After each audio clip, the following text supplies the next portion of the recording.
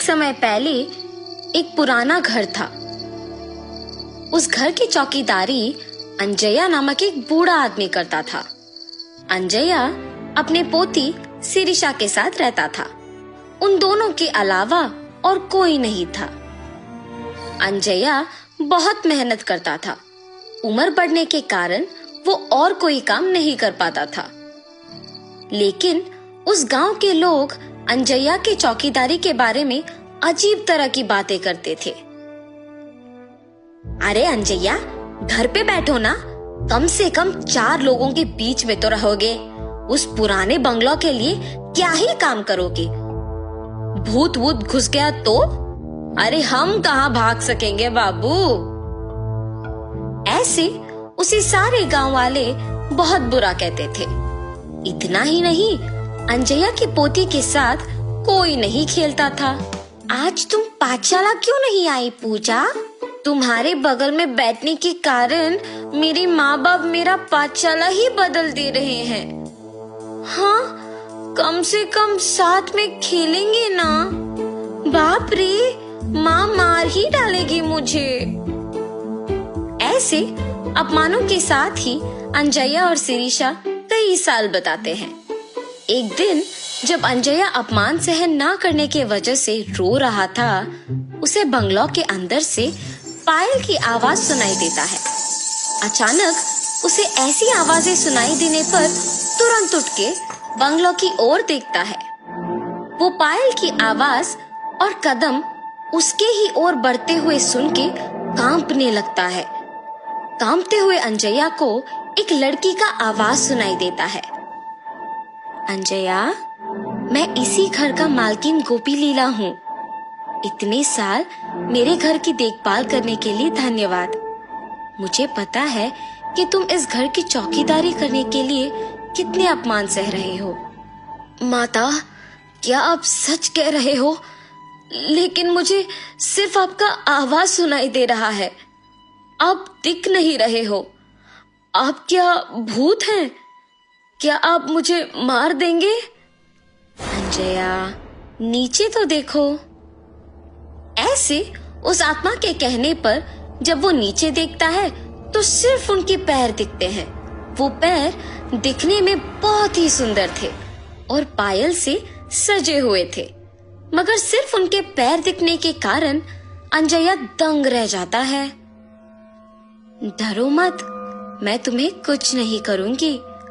अच्छे लोगों को अच्छा करूंगी और बुरे वालों को सबक सिखाऊंगी। तुम दुखी हो, इसीलिए तुम्हारी मदद करने आई हूँ। उसकी बातें सुनकर डर के मारे अंजया कहता है, माता, पहले से ही गांव में सारे लोग यही सोच रहे हैं कि हम में भूत घुसा है। लगता है कि आप वो बात सच करने वाली है। हमें आपकी सहायता की कोई जरूरत नहीं है। कृपया मुझे छोड़ दीजिए। ये कह के रोता है। जब वो आत्मा कहती है, ठीक है, मैं अपने पायल यहीं पे छोड़ रही हूँ। ये अपने पोती को बांधो, सब अच्छा ही होगा। मेरे घर के लिए तुमने आज तक इतना काम किया है, उसके लिए बस ये एक छोटा सा तोहफा समझो। ये पायल बांध के जो भी मांगोगे वो पूरा हो जाएगा। भूलना मत। अपने पोती के साथ अब से खुश रहोगे।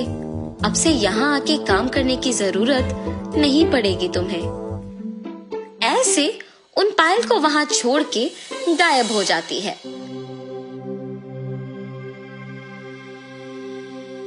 अंजया उन्हें लेकर घर जाता है।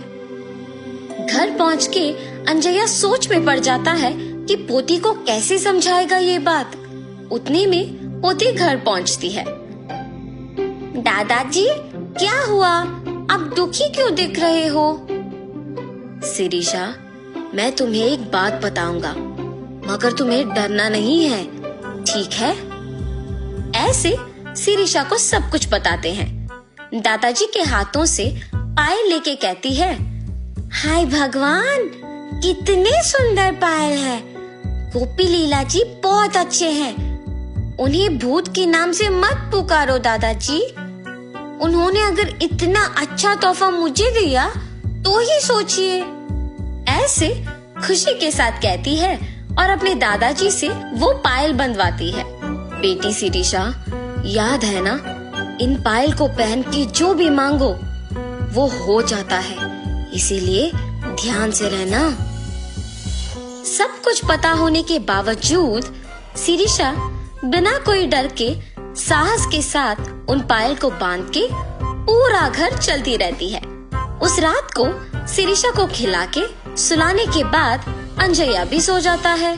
शिरीषा पायल के सहारे उड़ते हुए नीचे का सारा धरती पूरा सुंदर दिखते हुए, उसके ही साथ सारे पक्षी उड़ते हुए बादल के बीच में से हंसते हुए खेलते हुए दिखाई देता है। कितना सुंदर सा भावना है। ऐसे सोचती ही है कि उतने में उसे गोपी लीला उसके ही जैसे पायल बांध के घर में दौड़ना दिख जाता है। गोपी लीला अपने पायल को छू के कुछ सोचती है और आंख खोलते ही उसके सामने एक बड़ा सा हाथी होता है। उस पे बैठ के उसके साथ कुछ बच्चों को भी बिठा के सैर करती है। शिरीषा इस सब का यकीन नहीं कर पाती है। अचानक जाग उठती है। ये सब मेरा सपना था।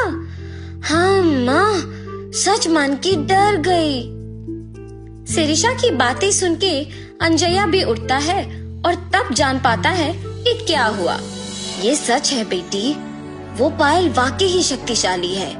हमारे जीवन को बदलने के लिए, इतने साल के हमारे काम के लिए कृतज्ञ होके गोपी लीला जी ने इसे तोहफा के रूप में हमें दिया। अब ये तुम्हारे हाथों में है।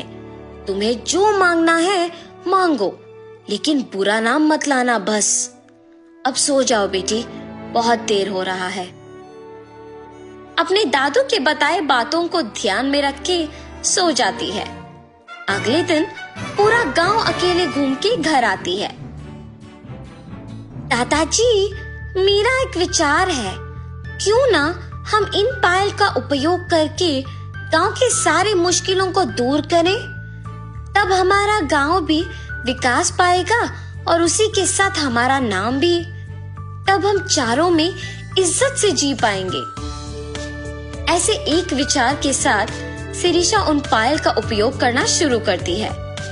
जैसे जैसे साल बीते वैसे वैसे वो उस गांव को एक शहर बना पाती है।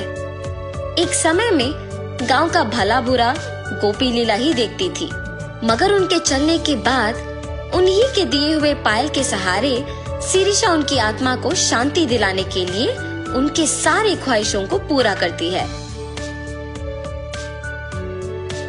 इतना ही नहीं, अंजया के परिवार के सारे मुसीबतों को दूर करके शिरीषा के वचन के अनुसार ही सभी के समान जीते हैं।